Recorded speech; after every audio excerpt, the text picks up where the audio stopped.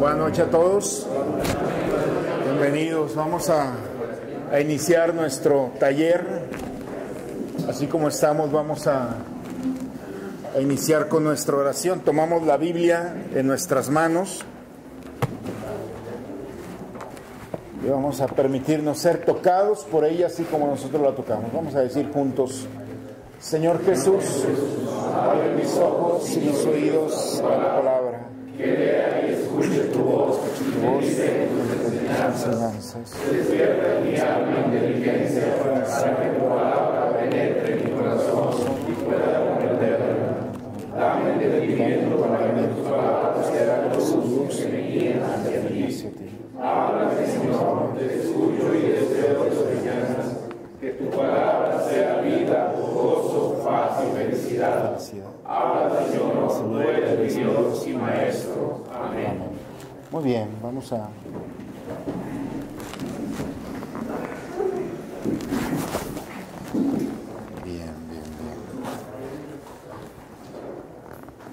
Bien, ahora así una rápida, una pincelada así rápida de lo que hemos recorrido en este tiempo para aquellos que están empezando el curso, que se han acercado. Así rápidamente hemos visto el mundo primitivo. Para eso, no sé si todos tienen el sticker ¿ya lo tienen todos? Si no, ok. Alejandro. Entonces, a los que les falta, es muy importante que tengan, porque así tenemos la línea en la que vamos siguiendo. Por acá más.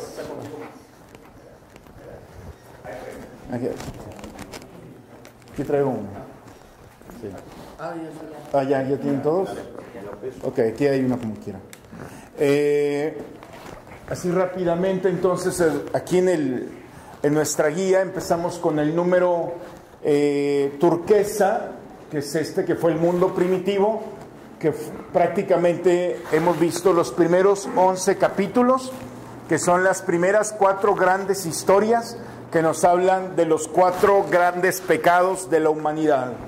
Y entonces tenemos la historia de Adán, la historia de Caín y Abel, la historia de Noé y finalmente la Torre de Babel. Nos fuimos en esa línea, las promesas, sobre todo aquí lo más importante es la primera promesa, que es Génesis 3:15. Es la primera promesa que aparece en la Biblia. De todas las promesas que hay, Génesis 3:15 es la primera. Va de la estirpe de la mujer, va a nacer quien te pisará la cabeza.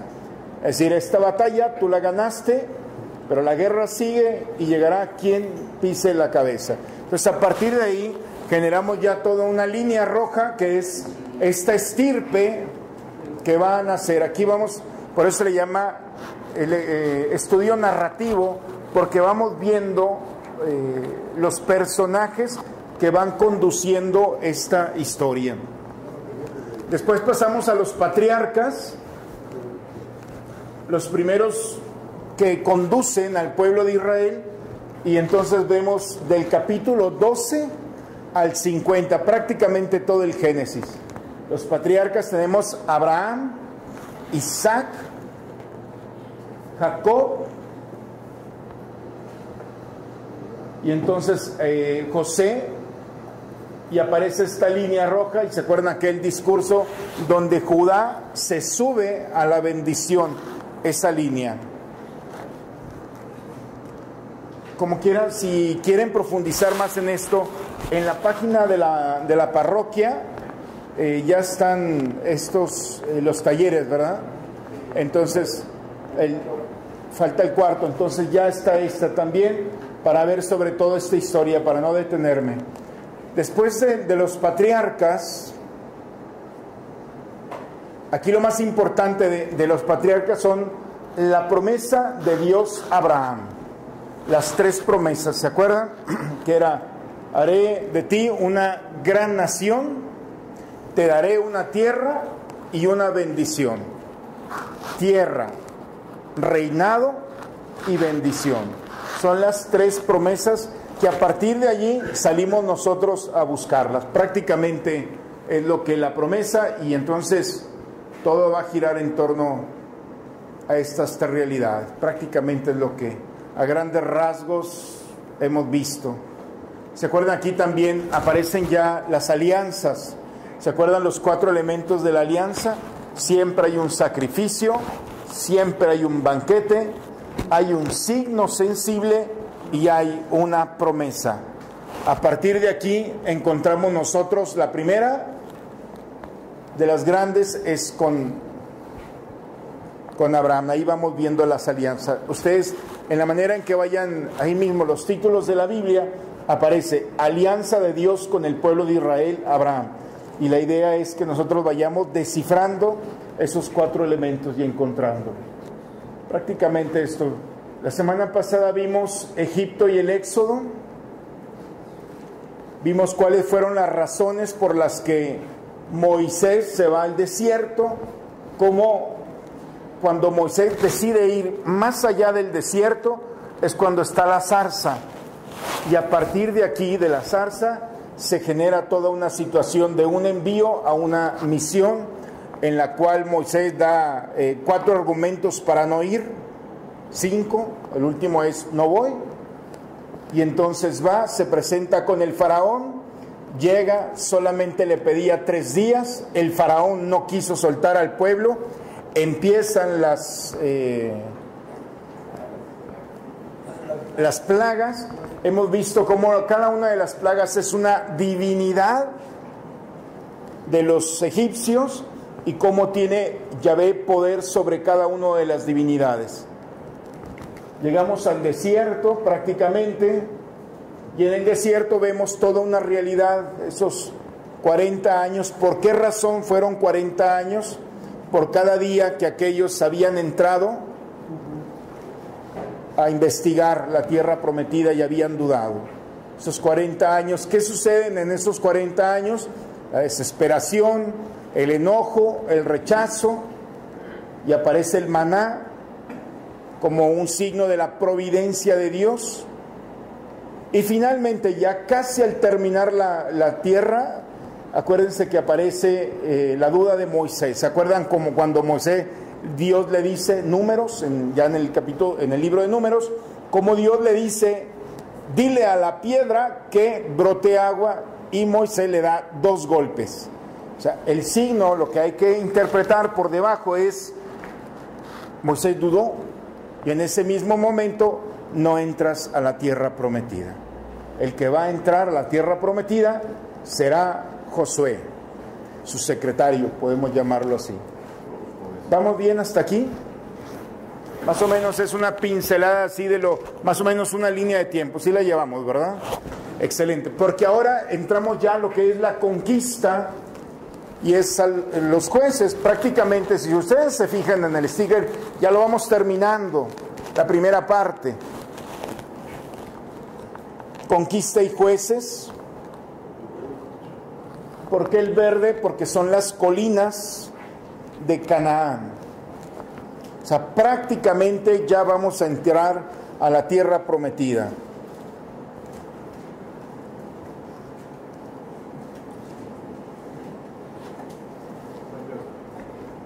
Aquí estamos ante el cumplimiento de la primera promesa que aparece en Génesis en el capítulo 12. La primera promesa que Dios le hace a Abraham es: te daré una tierra. Pues bien, entonces aquí nosotros ya estamos conquistando esa tierra que Dios le había prometido a Abraham. Génesis, a partir del capítulo 12 del Génesis, esa promesa que está allí se está cristalizando, se está haciendo presente aquí.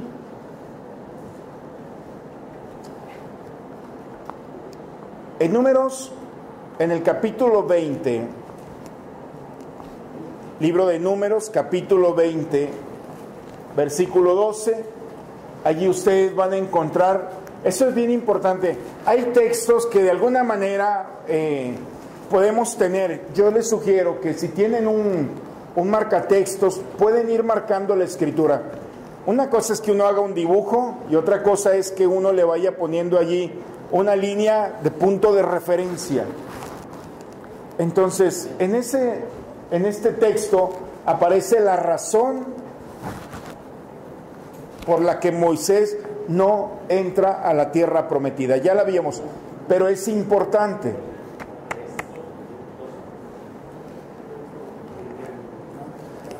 Bien, dejamos el Pentateuco.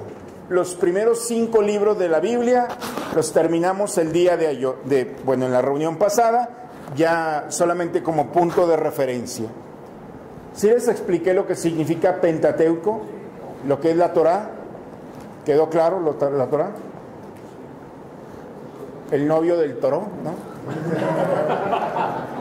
Torá en hebreo significa tomar una flecha, ponerla en el arco, lanzarla y dar en el centro. Eso es lo que significa Torá. Significa, por eso los primeros 5 libros de la Biblia significa dar en el centro, la enseñanza que te ayuda a ser asertivo, podemos llamarlo así. Todo esto, por eso se le llama Torá. En griego se le llama Pentateuco. Penta, 5. Deuchos significa bolsa. Entonces, recuerden que antes las escrituras estaban en rollos, y los rollos los pergaminos estaban en unas bolsas que cargaban. Esas bolsas tenían los 5 libros, eran bolsas sagradas, y por eso le llamaban Pentateuchos, es decir, los 5 rollos que están en la bolsa. Por supuesto, hacían referencia a los libros sagrados. Entonces, los primeros 5 libros, Génesis, Éxodo, Levítico, Números y Deuteronomio. Eso ya quedó claro. La semana pasada al final, así dije al final, ¿qué significaba Deuteronomio? ¿Se acuerdan? ¿Se acuerdan que, hablemos de un castigo que Dios le puso al pueblo de Israel por no haber confiado en entrar a la tierra prometida? Y le dijo, los menores de 20 años son los que van a entrar a la tierra prometida. Y esos que van a entrar a la nueva tierra, a la propiedad que Dios les ha dado, entonces necesitan una nueva ley. Esa nueva ley es el Deuteronomio. Deuteronomio significa la segunda ley. Está dirigida precisamente para todos aquellos que van a entrar a la tierra prometida. Ahora, empezamos en el libro, si ustedes toman su Biblia y vamos a buscar el libro de Josué.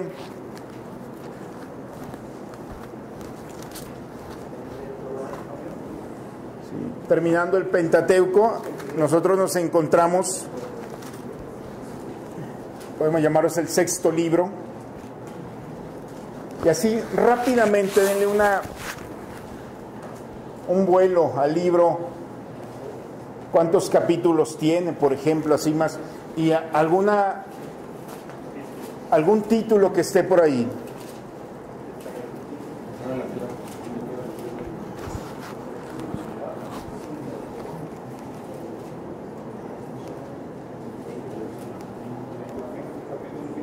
Muy bien. Entonces, ¿cuántos capítulos tiene? 24, ¿verdad? Bien. Y ahí ustedes van a ir viendo para darle una visión ya en casa. El capítulo 1 dice, después de la muerte de Moisés, Yahvé habló a Josué, hijo de Nun, el ayudante de Moisés.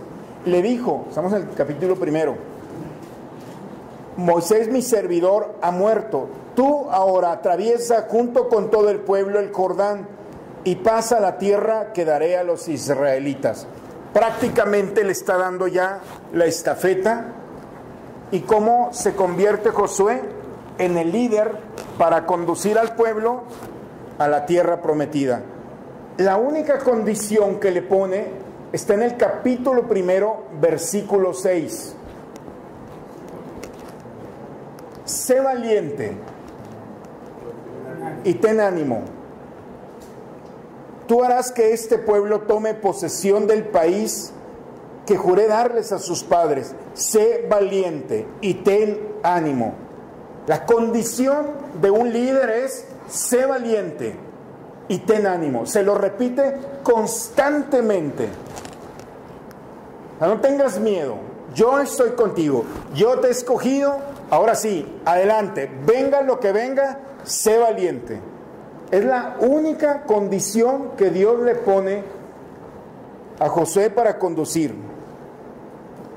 No te apartes ni a la derecha ni a la izquierda, y tendrás éxito para donde vayas. Está hablando de los mandamientos. Tú sé fiel a los mandatos que has recibido, y entonces ni a la derecha ni a la izquierda, sé recto y sé valiente. Las únicas condiciones que prácticamente le pone a este líder. Si nosotros vemos en el capítulo 3, el pueblo va caminando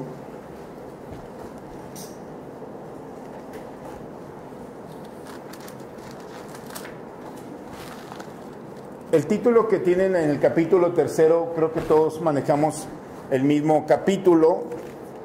Los israelitas pasan el Jordán, o el paso del Jordán, o la entrada a la tierra prometida, según la traducción que cada uno de ustedes tenga, pero prácticamente es la misma. Aquí ya estamos a la puerta de la tierra prometida.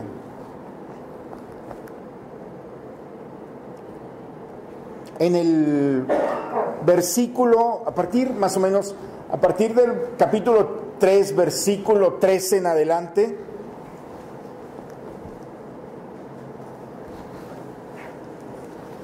hay algo que está entre el desierto y la tierra prometida. Es el Jordán. ¿Qué sucede cuando el pueblo de Israel, van los sacerdotes, llevan el arca de la alianza? ¿Se acuerdan del arca de la alianza? Lo que lleva dentro, los signos de la presencia de Dios. ¿Qué es lo que hace? Dios le dice: ten confianza, pasarás y el Jordán se secará. Tan pronto te pongas delante del Jordán, ustedes ahí lo tienen para no... Tan pronto pisen los pies de los sacerdotes, el Jordán se va a detener. Y dicho y hecho, el Jordán, cuando llegan los sacerdotes, llevan el arca de la alianza, pisan el Jordán y se detiene.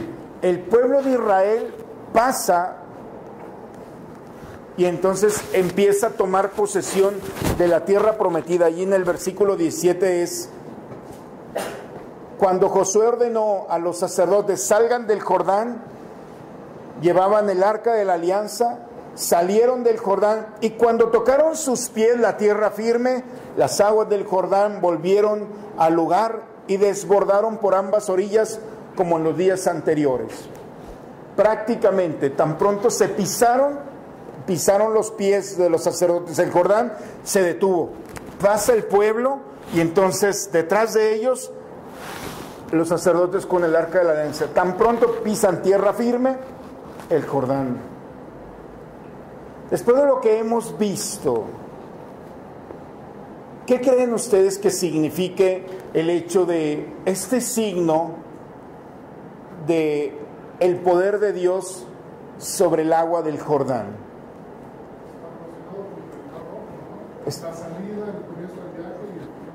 Una salida, una entrada, muy bien. Fíjense cómo ahora nos vamos a encontrar con una divinidad que son Baal o Baales, con doble A, los Baales. Los vamos a empezar a escuchar a partir de ahora. Son los dioses de la agricultura, prácticamente los dioses que imperan todo el sistema de vida. la tierra, el fuego, el aire, el agua. Es el Dios de la agricultura, es el Dios de la vida, es el Dios de la fecundidad. Prácticamente, este Dios está representado por el Jordán. El hecho de que el pueblo de Israel, cuando pisa, se detiene el Jordán, es muy claro. ¿Quién tiene poder sobre quién? Es la misma historia que hemos visto en las plagas de Egipto. Prácticamente, el poder que Dios tiene impera sobre todas las divinidades y todos los dioses, aún sobre los Baales, que eran los cananeos. Lo que tenían era el Dios más poderoso. Pues no es tanto. El Dios que viene con el pueblo del desierto tiene poder sobre estos dioses y divinidades que hay en la tierra prometida. El principio que hay de fondo es: Yahvé no es un Dios entre los dioses. Yahvé es el único Dios verdadero. Si nos regresamos un poco, les voy a pedir por favor que vean el libro del Deuteronomio en el capítulo 6.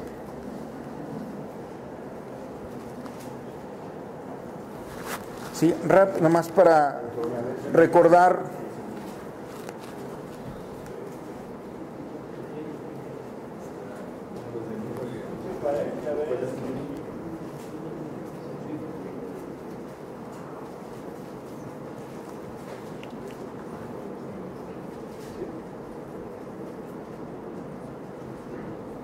En el capítulo 6, versículo 4, dice: escucha Israel. Los judíos, este texto lo dicen 3 veces en el día: por la mañana, por la tarde y por la noche. Se llama el Shema Israel, escucha Israel. Yahvé nuestro Dios es Yahvé único. Y tú amarás a Yahvé tu Dios con todo tu corazón, con toda tu alma y con todas tus fuerzas. Graba en tu corazón los mandamientos que yo te entrego hoy. Repíteselos a tus hijos. Habla de ellos tanto en casa como cuando estés de viaje, cuando te acuestas y cuando te levantes. Es decir, habla de Dios día y noche a tus hijos. Si ustedes pasan al versículo 14, no vayas tras dioses extraños.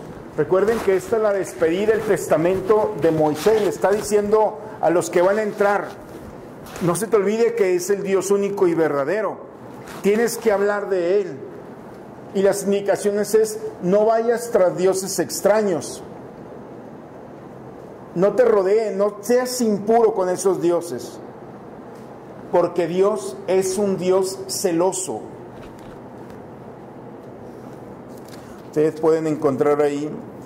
Y ya la despedida también, en el capítulo 7 del libro del Deuteronomio, recuerde que son todas las indicaciones para este pueblo. Entre otras cosas, les dice: no te emparentarás con las hijas de quienes encontrarás en la tierra, los cananeos, dando a tus hijas o a sus hijos, ni tomarás sus hijas para tus hijos, porque seducirán a tus hijos para que me abandonen y adoren a dioses extranjeros, con los que la ira de Yahvé se encendería contra ustedes y luego los eliminaría. Es decir, si hay una cosa prohibida, son los matrimonios mixtos. No porque sean malos, sino porque las mujeres van a ganarse el corazón y van a hacer perder la cabeza y olvidarán al Dios verdadero. ¿Exageró aquí? No sé, tú dime. Hay que ver la concepción que hay de fondo y cómo se va a repetir esta historia. Lo primero es, ustedes pueden ver el Deuteronomio y son todas las indicaciones. Bien, regresamos nuevamente al libro de Josué. Y ya con esas indicaciones, ponerlas ahí en un apartadito. hemos visto el poder de Dios sobre las aguas. Y Josué en el capítulo 2 envía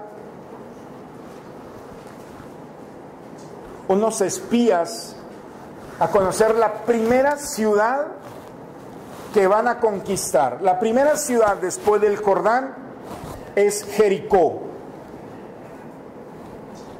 Históricamente Jericó es la ciudad más antigua, de los datos que se tienen, es la ciudad más antigua que ha existido, trazada. Podemos llamar la primera ciudad sistemática, con todos prácticamente los servicios públicos que hoy tenemos. Estamos hablando de unos 8,000 años antes de Cristo. Es una población que en su momento tenía todo aquello para ser muy atractiva. Estos tienen 40 años en el desierto y llegan a una ciudad cosmopolita, no solamente avanzada, sino una ciudad preciosa, en todos los sentidos, muy atractiva. Y entonces Josué envía unos espías para que crucen las murallas, está fortificada. Ustedes van a encontrar en el capítulo 2 toda esta historia de los espías, cómo los mismos habitantes de Jericó buscan a estos espías, porque saben la intención que tiene el pueblo que viene del desierto. Y lo que hace es esconderse. Al esconderse, encuentran una habitante, la única, que reconociendo que tienen a un Dios verdadero, les da cabida, les da asistencia. Rahab se llamará esta mujer, lo tiene en el capítulo 2. Es una prostituta. Así es, señores. La única que reconoce en estos espías la presencia de un Dios verdadero es esta mujer, Rahab. Por eso dicen que esta profesión es de las más antiguas, ¿no? O sea, si la ciudad es de las más antiguas y Rahab ya tenía ese título, entonces pues nos da por lógica simple que ya existía. Y esta mujer es la única habitante que se salvará de Jericó al momento de la conquista, ella y su familia. A veces aquí lo que hay de fondo es, en ocasiones, la ayuda que podemos nosotros recibir viene de donde menos nos imaginamos. A veces aquellos donde pensamos que íbamos a encontrar la confianza, resulta que no están en ese momento. Y donde menos te imagines, es ahí. ¿Quién iba a pensar que una prostituta, la peor mujer de ese pueblo, Dios se iba a valer? Y para sorpresa de todos, cuando lean ustedes la genealogía de Jesús, ¿dónde está la historia de Jesús? Sus antepasados, esta mujer aparece en la genealogía Mateo, en el capítulo 1, aparece esta mujer. Tranquilos, no se escandalicen, vienen otras 3 mujeres igual. Entonces,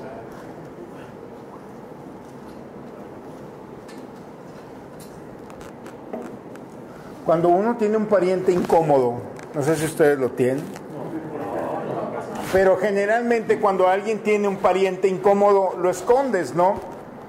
Lo ocultas, se te olvida, no aparece en la genealogía. Tu familia son pues, el licenciado, aquí el administrador y todo, y aquel que no le pegó a nada, que estuvo en la cárcel, que ha sido, lo desapareces tan tranquilamente. Suele pasar.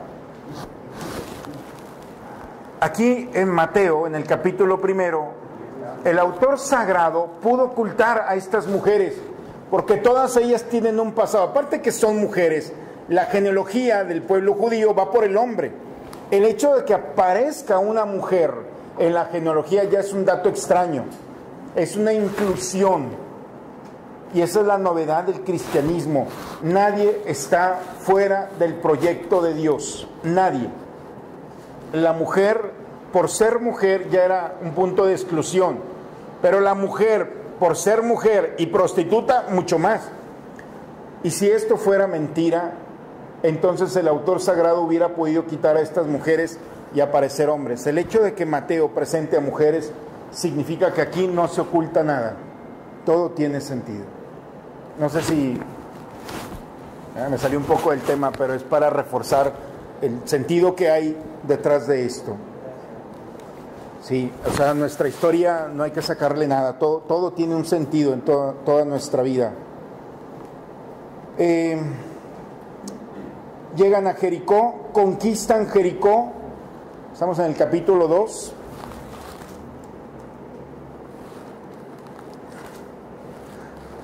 Capítulo 6, la toma de Jericó, prácticamente todo va muy bien. Y en el capítulo 8,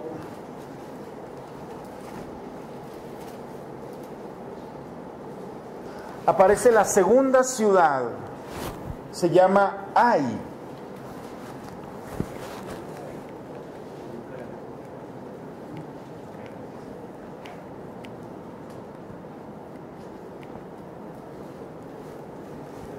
En el capítulo 8 aparece ahí la ciudad Ai. La única condición para la conquista de la tierra prometida es no tomar nada de los tesoros que encuentren ahí, porque todo es impureza. Todo lo que está allí se tiene que consumir. Se le llama el anatema, la maldición para todo aquel que tome algo que está impuro. Es la única condición. Se conquista Jericó, se caen los muros, se apropian de la ciudad. Es la ciudad fortificada, la ciudad que tiene una estructura militar. No pudo contra Dios. Y entonces ellos están entrando por aquí, por esta parte. Cuando entran a la tierra, entonces la segunda ciudad le dice, ay, es una población pequeña. Ustedes tienen ahí en el capítulo 8, lo pueden ver. Entonces el pueblo judío, a partir del 6, capítulo 6, del 6 al 8, es toda esta historia, se confía. Oye, si Jericó no fue punto de conflicto para nosotros, llegan con todo el ejército, llegan a Ai, y la sorpresa es que más de 3,000 hombres del pueblo fueron asesinados, rechazados y muertos. Fue un fracaso la toma de Ai. ¿Qué fue lo que pasó?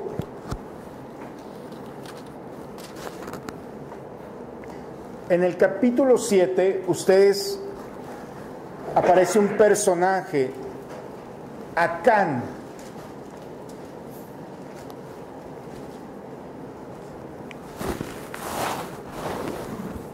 Se le llama el anatema de Acán. ¿Qué significa? Que tomó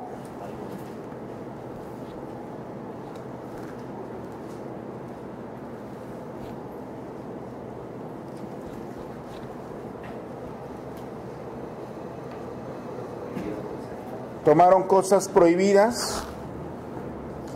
Dice en el capítulo 7, versículo 21, vi un hermoso manto de chinear, 200 piezas de plata y un lingote de oro que pesaba 50 siclos. Cedí a la tentación y los tomé. Están ocultos en el suelo, en el centro de mi tienda, y la planta está debajo. Prácticamente toma un tesoro que se encuentra, se lo lleva, lo oculta, y entonces por el pecado de este hombre, el pueblo no puede conquistar una población pequeña.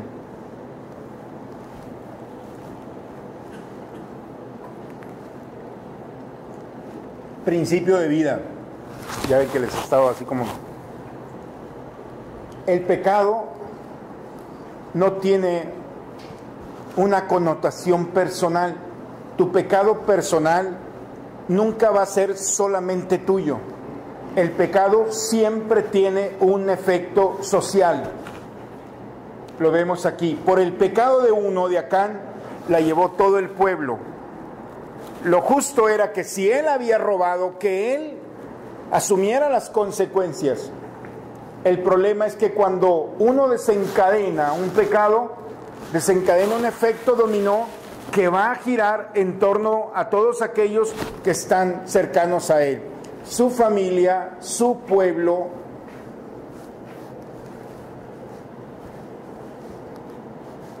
Ejemplo, no pasa nada, hombre. No pasa nada, nomás vamos a salir a tomar un café. Ese no pasa nada se convierte en una relación fuera de tu matrimonio. No pasa nada. Esta mujer después se embaraza y resulta que después tienes que obligar. El pecado del no pasa nada, porque es la estrategia del enemigo, te involucró con una mujer. Afectas a tu mujer, afectas a tus hijos, afectas tu familia y afectas a la persona que está allí, la familia. ¿Cuántas personas se involucran en una relación así? Tu pecado personal llevó a una dimensión que afectó a 8 personas. El grado de afectación en una infidelidad son 8 personas directamente. Así. Así es que el pecado hay que tener mucho cuidado, porque esto de que solamente yo lo voy a hacer, no.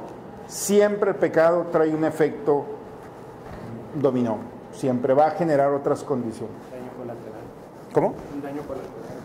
Sí, un daño colateral. Es lo que está de fondo aquí. El pecado, la situación de acá no es que si tomó o no tomó. La situación, el fondo, es que toda acción negativa en un hombre siempre va a repercutir tarde o temprano. Ahí era una población que hubieran podido tomarla en media tarde, en combate, y no se dio. Por la situación de desobediencia, por el pecado de uno, la llevamos todos.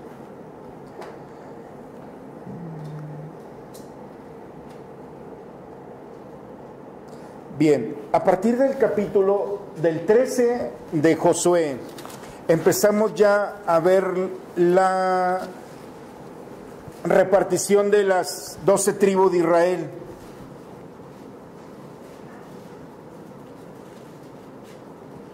Y entonces, aquí están las 12 tribus, esto es la tierra prometida, aquí va el Jordán,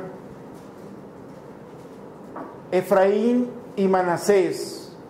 Estas dos no son directamente tribus de Jacob, de Israel. Estos son los hijos de José. Por eso, si se fijan, no está el nombre de José aquí como uno de los 12 tribus. Porque José recibe 2 porciones por todo lo que hizo por su pueblo en Egipto. Ajá. Entonces, ¿se acuerdan de si nosotros vemos por aquí? Aquí lo vemos. Estas 12 tribus son las que se van a repartir el pastel de la tierra prometida. Y José no aparece como tribu, pero aparece exactamente Efraín y Manasés. O sea, para tenerlos presente. Y ya se van a ir, ustedes van a ir viendo cómo se van repartiendo los del norte, los del sur, en fin, todo eso. Ustedes lo encuentran ahí en Josué. ¿Alguna pregunta hasta aquí? ¿Vamos bien? Sí.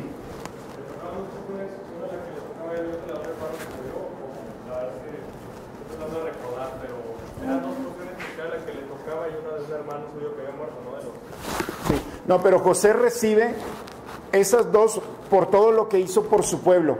Acuérdate que él era el administrador y a partir de ahí el pueblo sobrevivió a toda una realidad. Hubiera desaparecido el pueblo. No, sí recuerdo la parte de la situación, pero también parece que hay una... Es que siempre en los libros antiguos como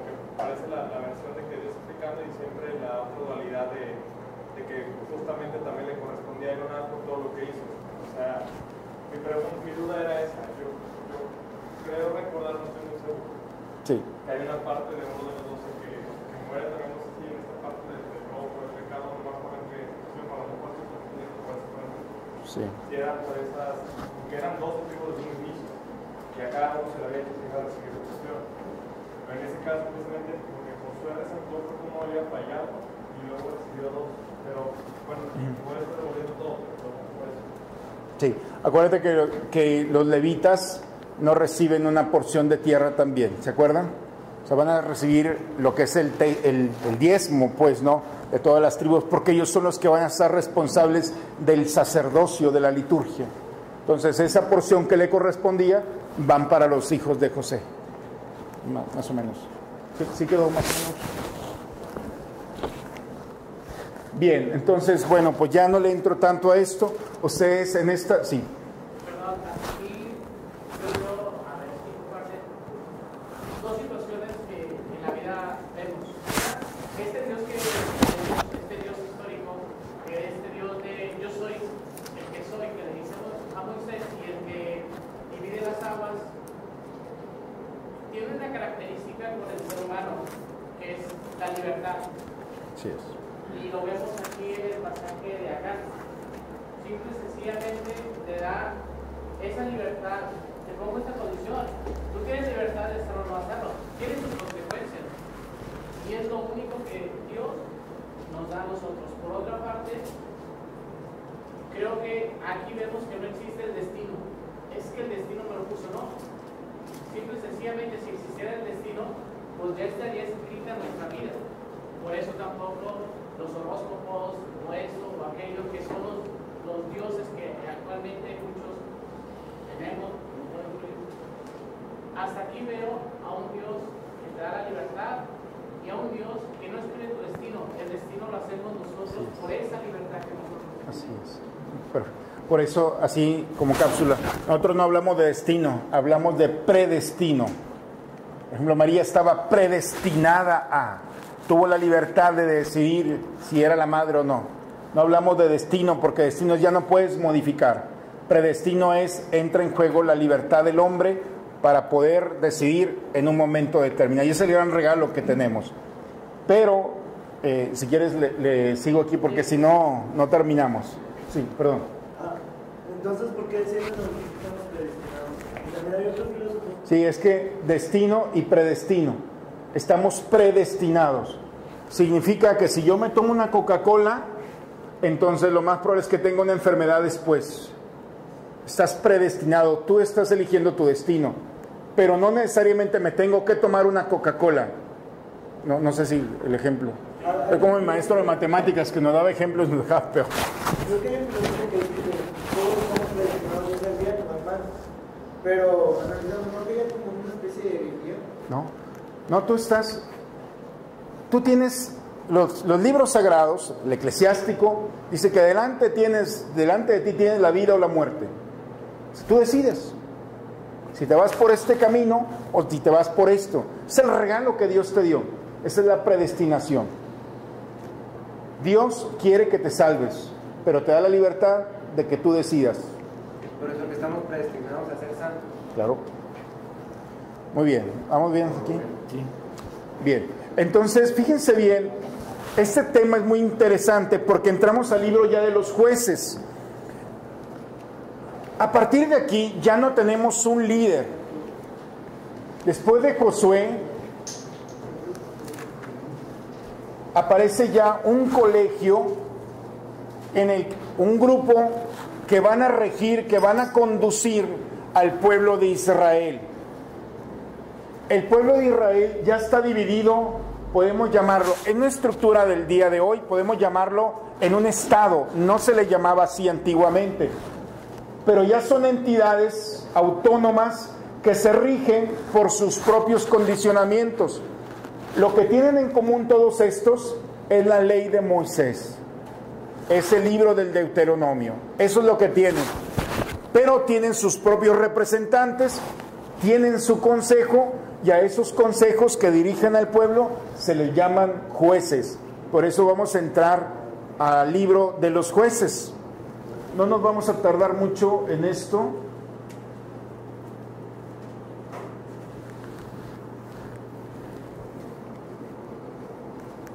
Es muy interesante. Si se fijan, el libro de los Jueces, en el capítulo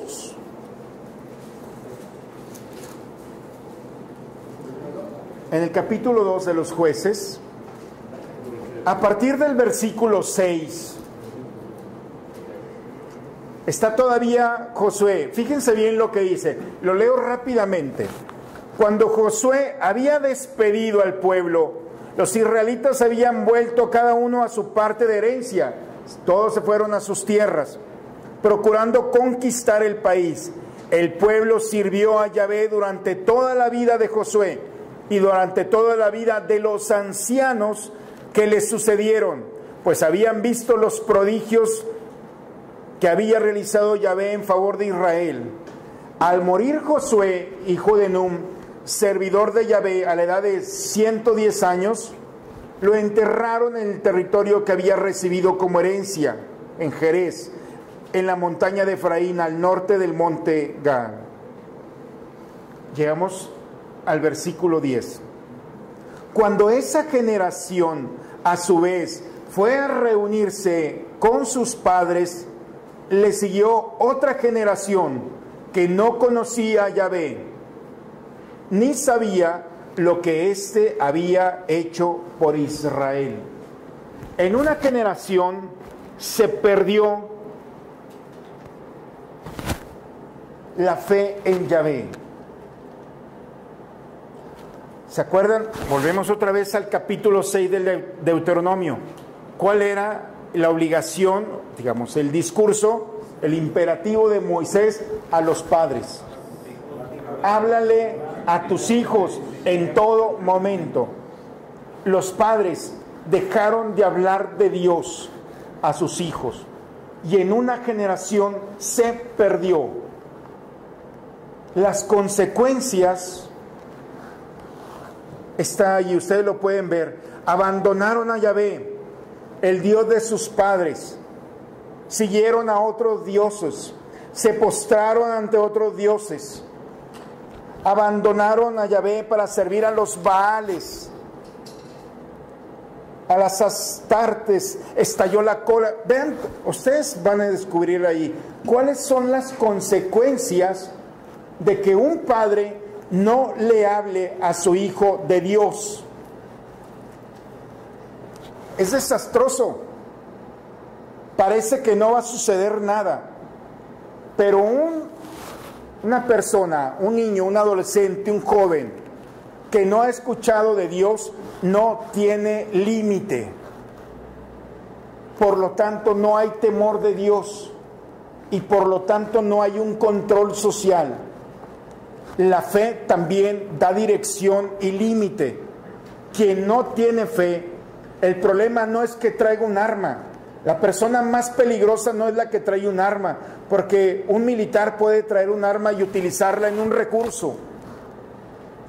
La persona más peligrosa es aquella que no tiene a Dios, porque no tiene límite y no va a tener piedad. Lo hemos visto en estas semanas. Un joven saca una daga, le da 4 o 5 y mata a su compañero de escuela. ¿Quién Saltillo? Temor de Dios no hay. Arrepentimiento tampoco. La expresión es: voy a salir a los 28 años. O sea, le van a dar 15 años, le van a bajar 2, porque lo van a meter a estudiar, no puede trabajar. Lo meten a estudiar en la correccional y a los 28 años va a salir. Y así tranquilamente, no pasa nada, hombre, a los 28 regreso.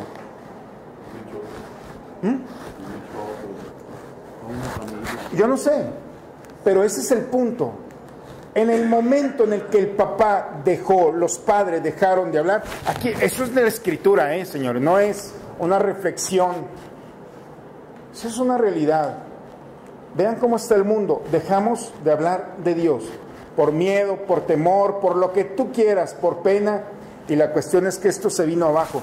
Ustedes van a encontrar en los Jueces las consecuencias de un pueblo que perdió la semilla o la escondió la semilla de Yahvé y entonces tomó otras direcciones, otros baales que eran atractivos, otras divinidades que llevaban a la prostitución. Es decir, siempre va a llevar a los mismos 4 primeros pecados. Entonces, nada nuevo bajo el sol. O sea, ya existía esta realidad. Bien, aquí vamos a encontrar 12 jueces.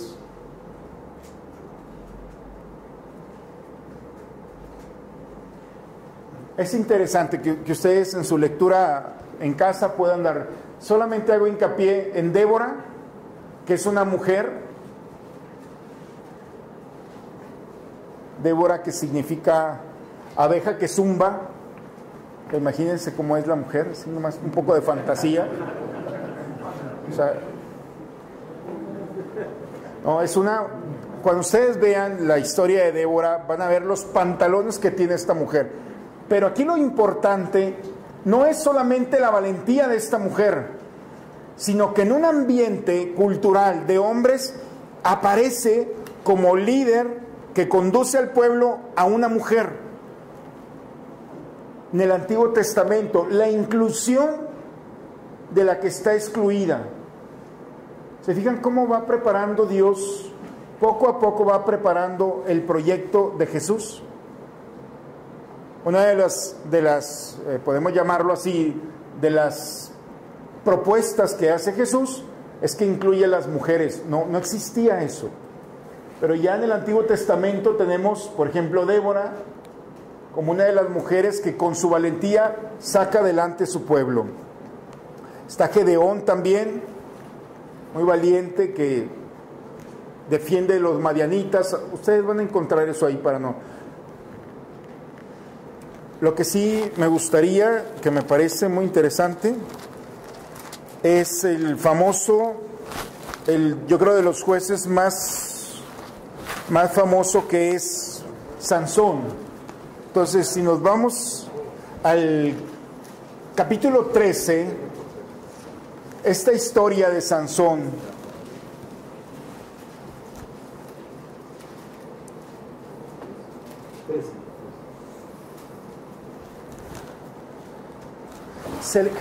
Sansón será un nazareo, se le llama. ¿Qué significa eso? Un hombre consagrado. No va a beber, no comerá nada impuro. Está ahí en el capítulo 13, versículo 4. No pasará la navaja por su cabeza, y él va a ser el que los va a librar de los filisteos. La amenaza otra vez para el pueblo de Israel. Los filisteos eran los expertos. Si nosotros vemos el mar, todo esto es parte de los filisteos, es una amenaza. El Mediterráneo prácticamente es de ellos. Y entonces, ¿qué sucede aquí con este hombre?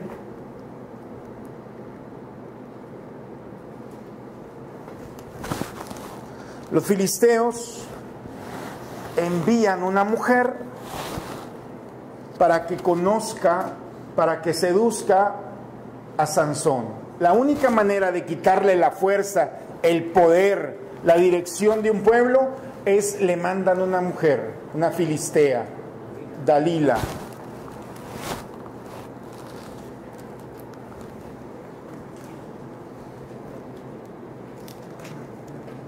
Sería bueno que leyeran la vida de Sansón.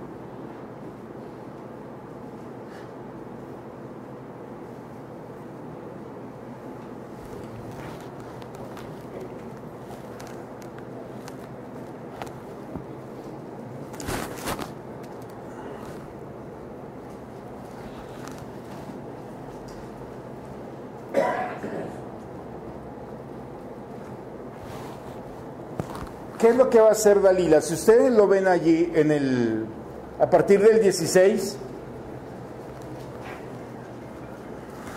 Dalila va a tratar de buscar cuál es el secreto de la fuerza de Sansón. Y así le preguntará por más de 3 ocasiones, ¿dónde está tu fuerza? Y Sansón, bromeando, engañándola, le dice, si me atan con 7 cuerdas, se me quitará la fuerza. Y esta mujer pasa el mensaje y al siguiente día lo atan con 7 cuerdas. Cuando se levanta es mentira, dice que las rompe como un hilo.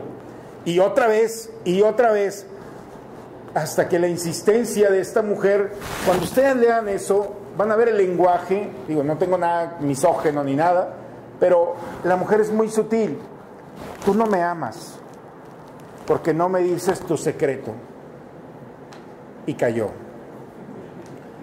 Le presenta que es un nazareo, que es un hombre consagrado, que su poder está en una realidad, y la mujer pasa. Entonces, ustedes van a encontrar allí cómo esta mujer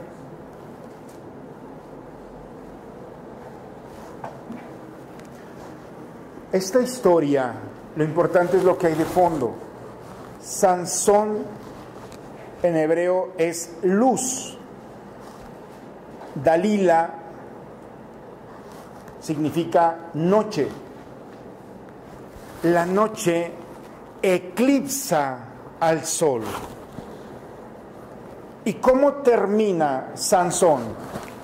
Le sacan los ojos, queda ciego, lo encadenan, queda esclavizado. Y tercero, no saben dónde está perdido. Ha perdido toda orientación. Ciego, esclavo y perdido. Porque le quitaron el misterio que ocultaba. Si nosotros iluminamos en este momento el pueblo de Israel, Sansón representa al pueblo de Israel. Le quitaron el tesoro que tenía, era Dios. Está ciego, está esclavizado y está desorientado, no sabe a dónde dirige sus pasos. Un hombre, un pueblo sin Dios está ciego, no ve. Lo tienes aquí delante y no alcanzas a ver. No podemos ver, no podemos entender lo que está pasando. Segundo, estás esclavizado, encadenado a una realidad. Y tercero, estás desorientado, no hay dirección. Sansón representa a un pueblo, el pueblo de Israel,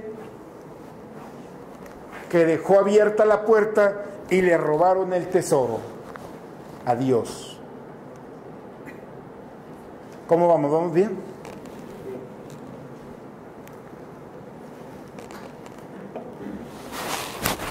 Bien, bueno, pues la historia aquí la terminamos, ustedes tendrán. ¿Pasamos? ¿De tiempo cómo andamos? ¿Vamos al siguiente? Bien, pues ahora viene lo bueno,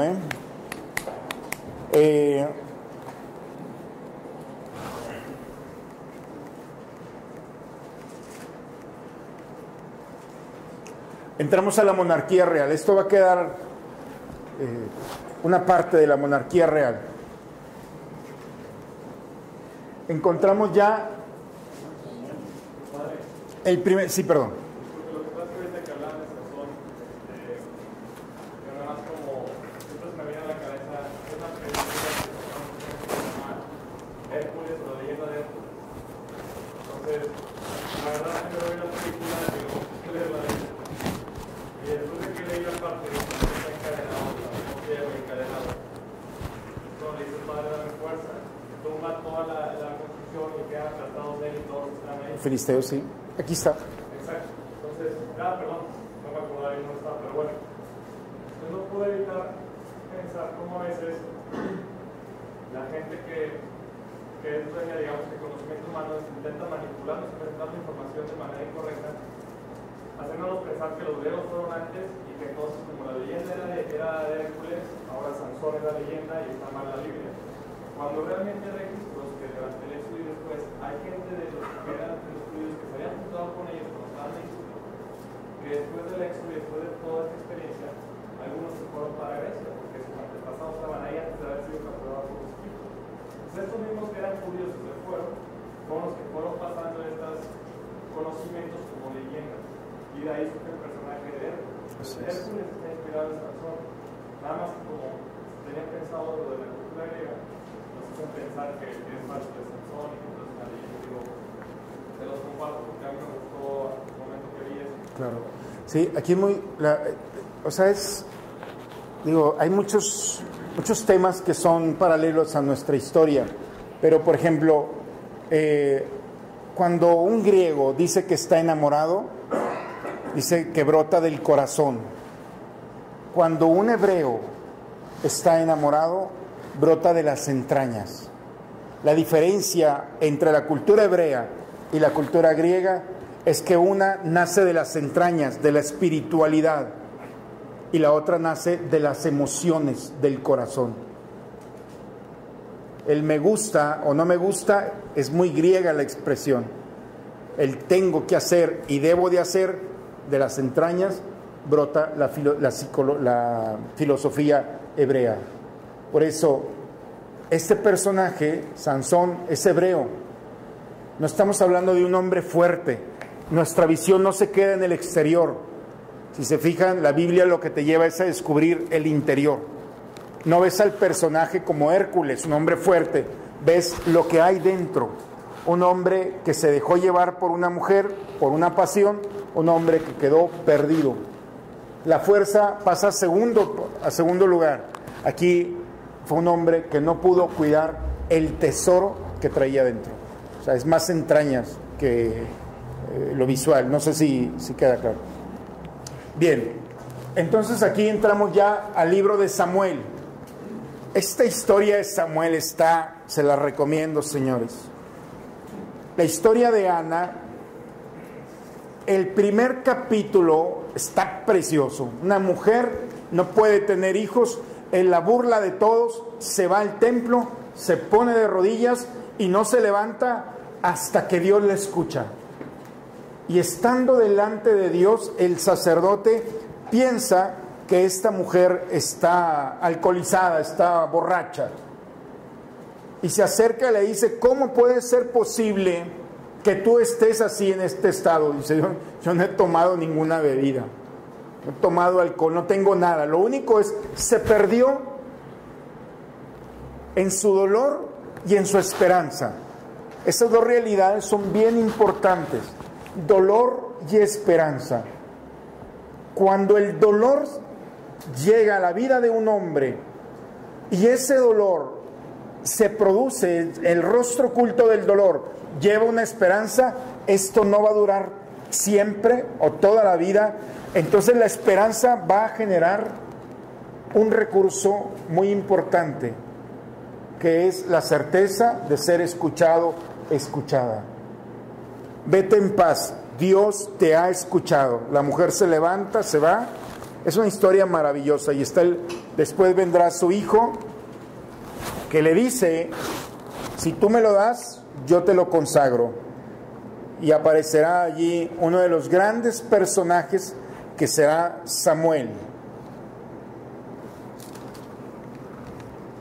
Ana fue mamá de Samuel. ¿Perdón? Ana fue mamá de... Sí, capítulo 1, ahí está. Si nos vamos en el capítulo 8 de Samuel,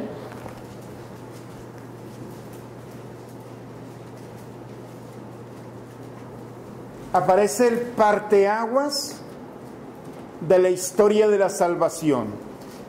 Hasta este momento es Dios quien conduce a su pueblo, es Dios el líder, es Dios el que va delante de su pueblo hasta este momento. En el capítulo 8, versículo 5, los ancianos de Israel se congregan en la casa de Samuel y le dicen, te has vuelto viejo y tus hijos no siguen tus pasos, ya es tiempo de que nos des un rey En ese momento cambia toda la historia. Ahora el pueblo de Israel quiere un rey que nos gobierne como se hace en todas las naciones. Queremos un rey. ¿Por qué queremos un rey? Para ser iguales a todos. Porque nosotros no tenemos rey. Porque el rey es Dios. Y entonces no lo queremos a él como rey. Queremos a alguien que salga. Ustedes se fijan aquí.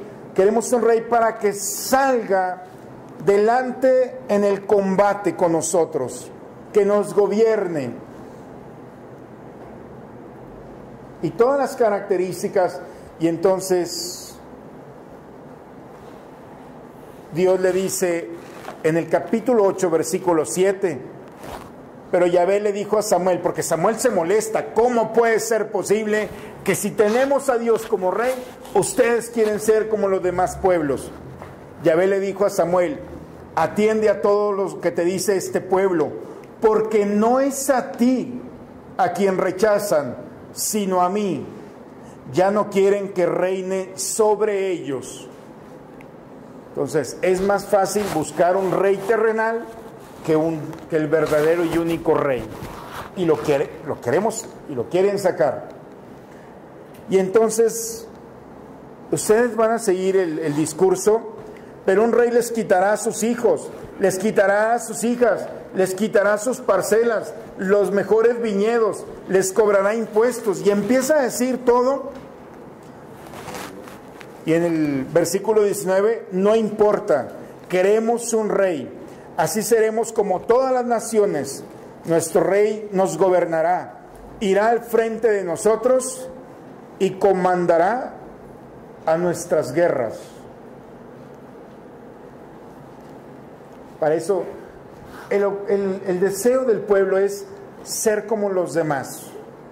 O sea, no queremos ser un pueblo especial. Digo, al fin seres humanos, nunca estamos contentos y queremos ser como los demás. Trátame como el otro. Viene la consagración de Samuel, busca a Saúl, el primer rey del pueblo de Israel, el que abre la historia de la monarquía.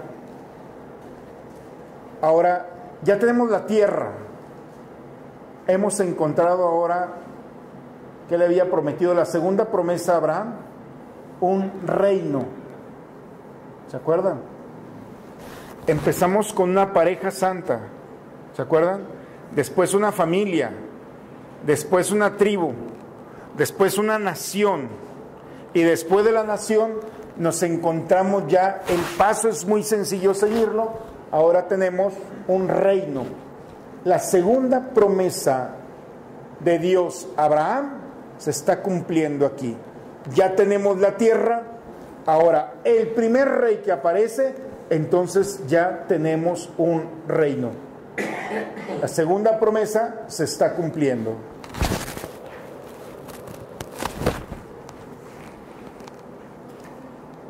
El problema aquí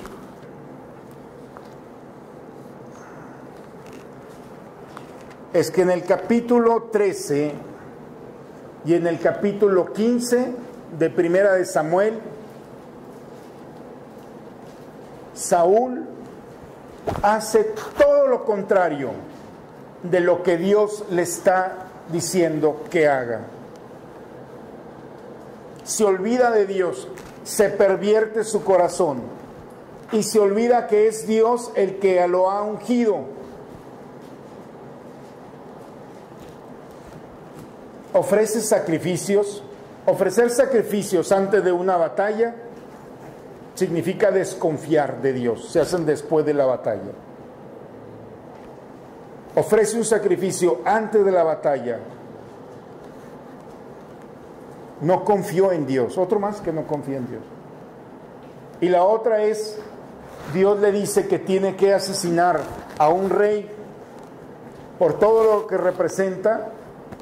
Lo que está diciendo es que tiene que asesinar, quitar todos los vicios que aparecen, y no lo hace. Estamos en el capítulo 15 de Primera de Samuel. Total, por desobedecer a Dios, por no confiar en Él, entonces ahí en el capítulo 13 aparece el pecado de Saúl. Te has portado como un tonto, le dice. La escritura también trae, no sé si hay una Biblia aquí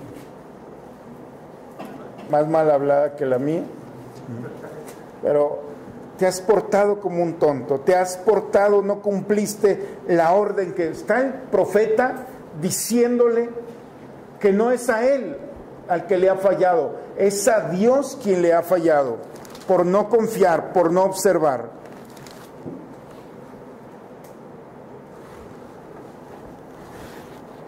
Se pierde el asunto ustedes lo van a poder encontrar, y nos vamos finalmente al capítulo 16 de Primera de Samuel. Samuel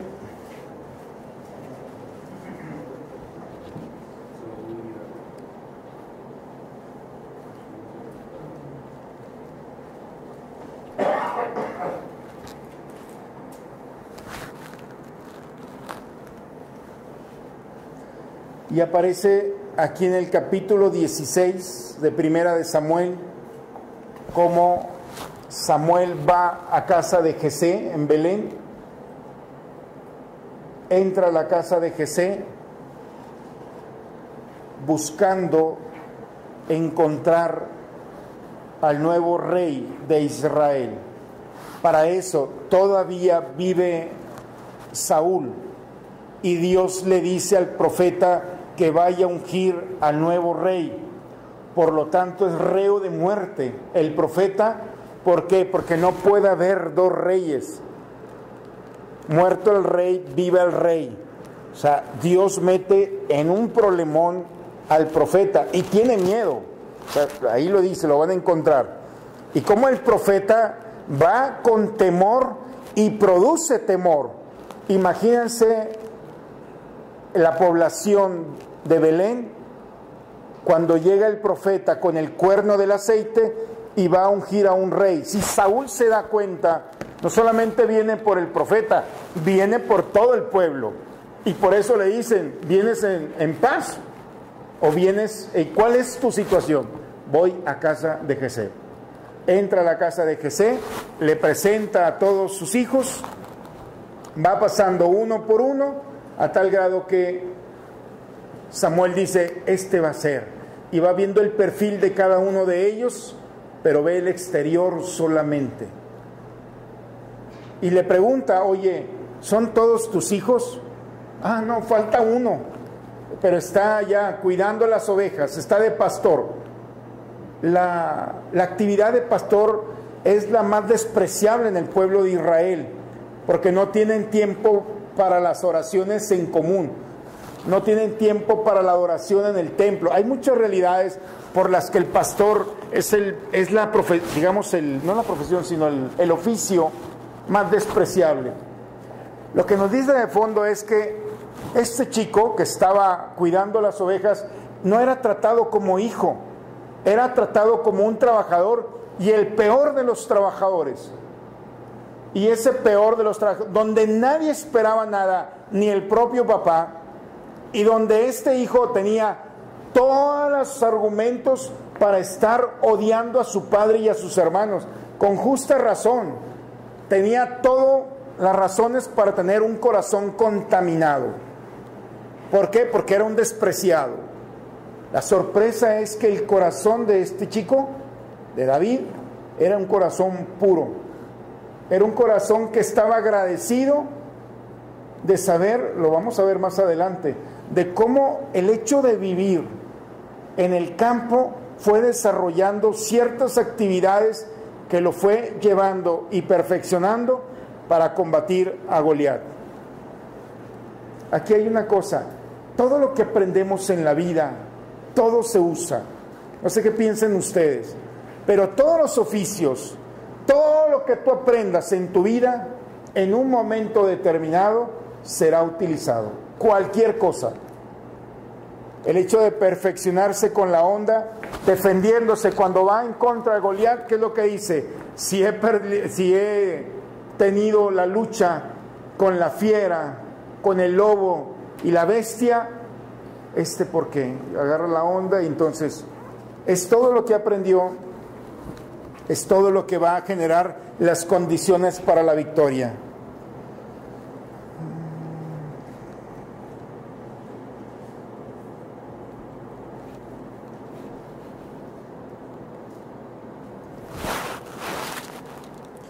Bien, ahí lo que va a pasar es, en el capítulo 17, ya más o menos le adelanté, es cuando David es ungido y aparece un momento el conflicto entre David y Goliat.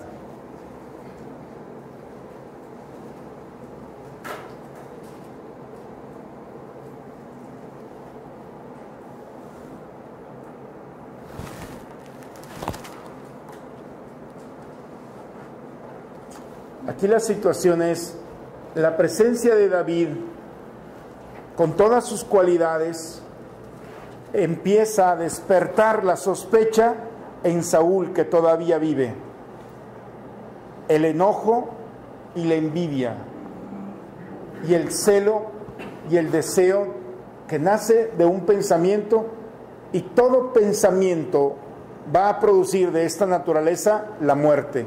La intención de Saúl es asesinar a David. Y todo empezó por una mirada donde descubre que es mejor que él en algunas cosas. Y no pudo soportar que alguien fuera, la soberbia pues, ¿no? No puedo soportar, aceptar que alguien es mejor que yo. Saúl mató a 1000, David mató a 10,000. Eso es lo que gritaban las mujeres, y eso fue suficiente para que el corazón de este Saúl, de este rey, empezara a generar las condiciones para salir a buscar a David y matarlo. Esta historia ustedes la van a poder encontrar. Y cómo David, teniendo en una cueva a Saúl escondido, y entra Saúl, y teniendo, le dicen, Dios te lo puso allí, le dan la daga, es tuyo, teniendo la oportunidad de asesinar a Saúl, que lo perseguía, que ya lo traía, dice, no puedo hacer nada, porque es el ungido de Dios. La capacidad de descubrir en el otro la dignidad de ser un escogido de Dios. Se fijan, hay un límite. Cuando alguien tiene a Dios, tiene un límite, tienes la daga, tienes las condiciones para asesinar al otro, y tienes el consejo de los que están contigo, mátalo, Dios te lo puso allí. ¿Qué es lo que detiene a David para asesinar a su enemigo? El temor de Dios. Si David no tiene temor de Dios, entonces comete una tragedia. Y gracias a eso, cuando baja Saúl, le dice, te tuve en mis manos. Aquí está, él le dice que le troza un pedazo de su manto. Aquí está el pedazo de manto que te falta. Me detuve, no por ti, me detuve por él. Y entonces eso lo detiene. El temor de Dios siempre va a provocar un límite. Aquí lo encontramos como principio de vida. ¿Se merecía matarlo? Por supuesto, ya lo traía soleado. Cuando lean eso, decir, ¿qué harías tú en el caso de David? ¿O qué has hecho en el caso de David? Bien, ya para aterrizar, pues entonces ustedes, les pido por favor que ahí en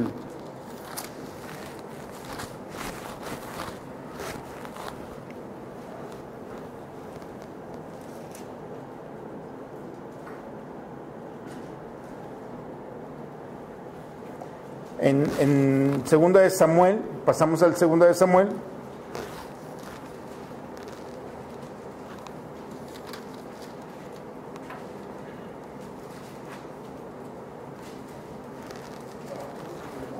Y con esto quiero terminar. David ve que él vive en un palacio y descubre, es sensible, que el arca de la alianza todavía está en una tienda. Y David piensa, es el momento de construirle un lugar, un templo, una casa al arca de la alianza. Y le dice al profeta, está el profeta Natán, y le dice, voy a construirle, yo, el rey, le voy a construir una casa a Dios. Y Natán dice, pues bueno. Esa misma noche Natán recibe el mensaje, no eres tú el que le vas a construir una casa a Dios, es Dios quien va a construirte una casa a ti. Aparecen unas letritas después que dicen, esta historia continuará.